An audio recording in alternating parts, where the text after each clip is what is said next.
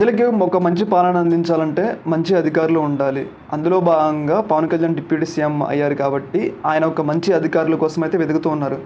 అందులో భాగంగా మన తెలుగు రాష్ట్రాలకు చెందిన కృష్ణ తేజ అనే ఒక ఐఏఎస్ ఉన్నాడు. ఆయన చాలా సమర్థవంతమైన ఐఏఎస్.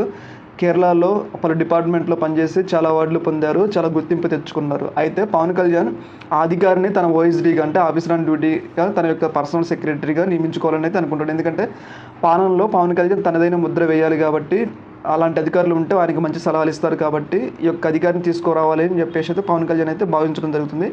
అందులో భాగంగా కేరళ ప్రభుత్వానికి ఆ లెటర్ రాయటం, వాళ్ళు కూడా ఆయన రిలీజ్ చేయటం, రిలీజ్ చేసిన తర్వాత ఆయన ఆంధ్ర కేడర్‌కి అయితే రావడం అనేది చాలా చకచకా అయితే పనులైతే జరిగిపోయినాయి. ముఖ్యంగా పవన్ కళ్యాణ్ తన యొక్క పాలనలో ఒక ప్రత్యేకమైన గుర్తింపు తెచ్చుకోవాలనుకుంటున్నాడు కాబట్టి, ఇలాంటి ఐఏఎస్ అధికారులు ఉంటే త్వరితగతిన పనులు పూర్తవుతాయి. సమర్థవంతంగా ప్రజలకి మరియు పాలన అందించవచ్చు అనేది డిప్యూటీ సీఎం పవన్ కళ్యాణ్ గారు భావించడం జరుగుతుంది. అందులో భాగంగా ఈ యొక్క అధికారిని తీసుకురావడం కోసం చాలా కష్టపడ్డారు. ఎందుకంటే కేరళ ప్రభుత్వానికి రిక్వెస్ట్ చేసి వాళ్ళు ఆ రిక్వెస్ట్‌ని ఆమోదించి మళ్ళీ ఆయన కేంద్ర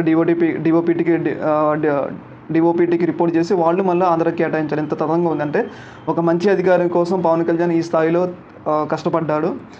ఎందుకంటే ఆయన పాలనలో మెరుగైన ఫలితాలు చూపించుకోవాలని అనుకుంటుండు కాబట్టి. ఓకే మరి, థ్యాంక్ యూ. దీని మీద మీ అభిప్రాయం తెలియండి. ఓకే మరి.